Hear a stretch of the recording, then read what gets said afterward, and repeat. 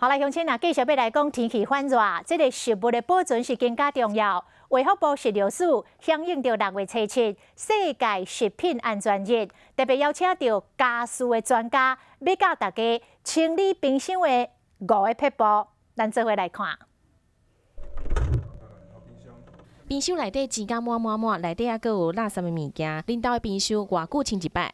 我建议是1个月啦。那如果说是冰箱的，就是比较少在煮的，那你至少1季，就是3个月。对，最少一定要1季。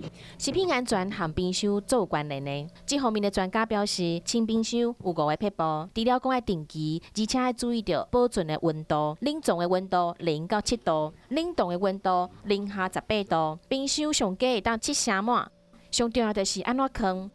熟的要放在上层上面，上熟下生，上熟下生。对，这很重要的原则。为什么？因为你生食有时候会有一些血水，对。那如果你滴到这些熟食，那你这些熟食又没有彻底加热的话，就不能吃。物件买回来一定要先写你当时买，阁有先分装落好，每一摆要使用的量。无一摆拄好放伤久，物件就会歹去。6月初7是世界食品安全日，世卫组织表示，今年的重点就是食品安全，对厝内底冰箱开始，替食的安全把关。